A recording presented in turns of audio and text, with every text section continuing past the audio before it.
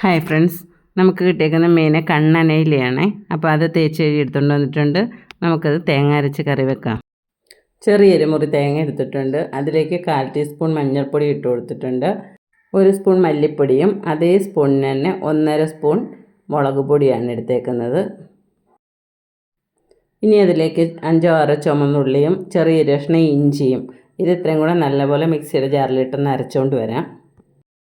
ഇനി മീൻകറിയിലേക്ക് ഇടാനായിട്ട് ഒരു മുരിങ്ങയ്ക്ക എടുത്തിട്ടുണ്ട്, ഒരു തക്കാളിപ്പഴം എടുത്തിട്ടുണ്ട്, ചെറിയ 2 ഉണ്ടമുളക് എടുത്തിട്ടുണ്ട്. ഇതെല്ലാം കീറി വെച്ചിട്ടുണ്ട്. അതും കൂടി നമുക്ക് കറിയിലേക്ക് ഇട്ട് കൊടുക്കാം. മീൻകറിക്കായിട്ട് എടുത്ത് വെച്ച അരപ്പൊക്കെ ഞാനൊരു ചട്ടിയിലേക്ക് ആക്കിയിട്ടുണ്ട്. അതിലേക്ക് മുരിങ്ങയ്ക്ക അരിഞ്ഞ് വെച്ചത് ഇട്ട് കൊടുക്കാം.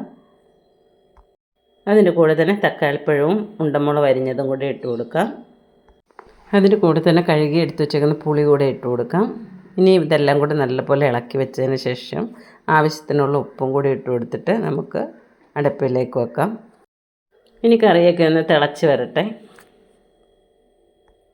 ഒരു 3 മിനിറ്റൊക്കെ ആയപ്പോഴേക്കും നമ്മുടെ കറിയൊക്കെ നല്ലപോലെ തിളച്ച് വന്നിട്ടുണ്ട്. അതിലേക്ക് മീൻ പറക്കിയിട്ട് കൊടുക്കാം. മീനൊക്കെ പറക്കിയിട്ടതിന് ശേഷം ഒരു 10 മിനിറ്റ് ഫ്ലെയിം കൂട്ടി വെച്ച് അടച്ച് വെച്ച് വേവിച്ചെടുക്കാം.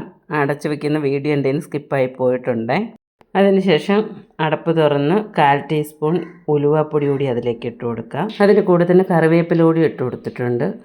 ഇനി ഫ്ലെയിം കുറച്ച് വെച്ചിട്ട് 5 മിനിറ്റ് കൂടി അത് അടച്ച് വെച്ച് വേവിച്ചെടുക്കാം. അപ്പോഴേക്കും നമ്മുടെ കറിയൊക്കെ നല്ലപോലെ വറ്റി വന്നിട്ടുണ്ട്. നല്ല ടേസ്റ്റിയായൊരു മീൻ കറിയാണേ.